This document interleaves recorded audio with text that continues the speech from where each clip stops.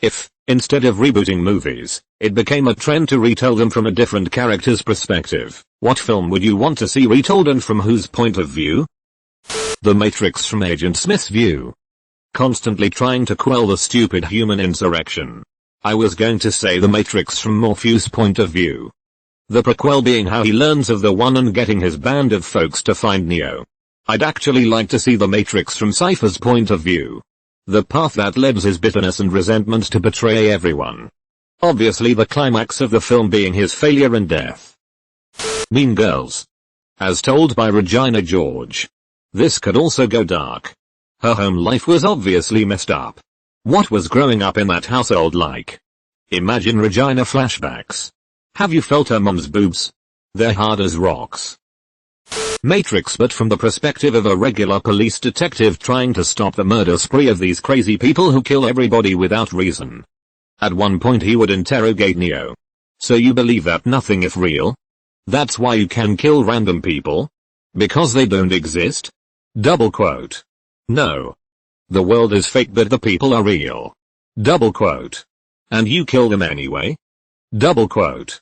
That sounds like it could be exceptionally fun if the cop in question begins to learn to bend the rules of the Matrix.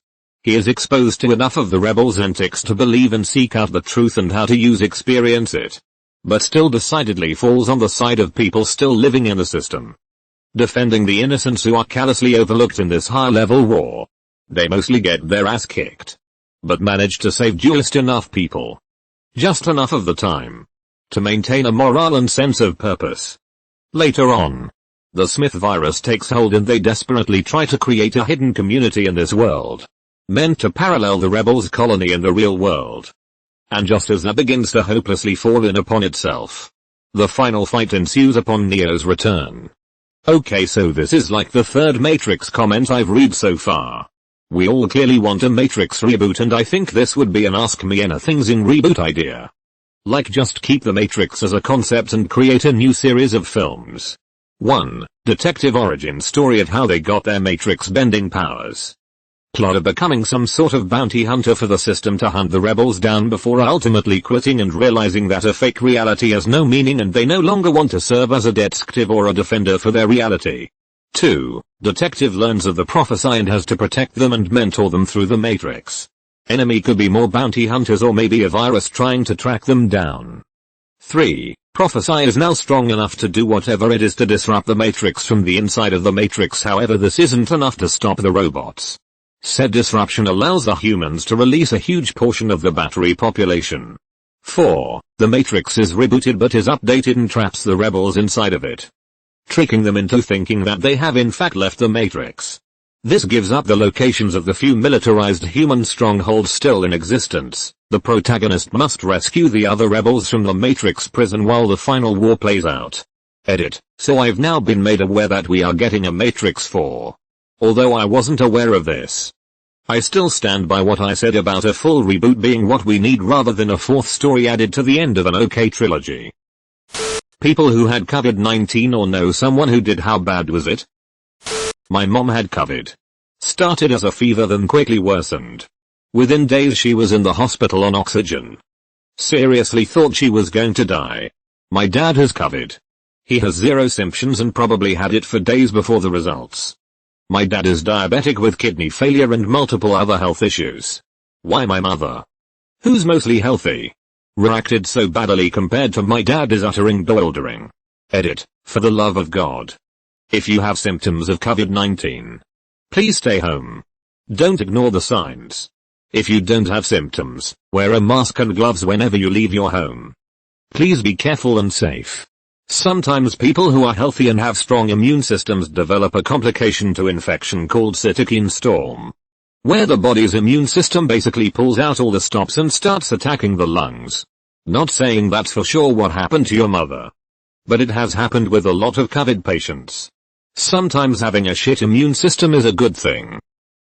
30-year-old friend had it. He was so sick that his roommates were almost afraid to check on him in his room because they thought they'd find him dead. Getting out of bed to go to the bathroom took all of his strength. He's fine now, but it took a few weeks for his lungs to feel even remotely normal. My mother-in-law had something like this in January. Before it was a thing. but we swear she had it. She would call us for help. And me or my wife would go over, we live 5 minutes away, and help her get something. She said she was out of breath walking to her bathroom. And then out of breath walking back after using it. It was wild. We all want to get antibody tests as soon as they're available. In my area, the antibody test is already available. She might have luck calling your local health department or her doctor. I'm in the US.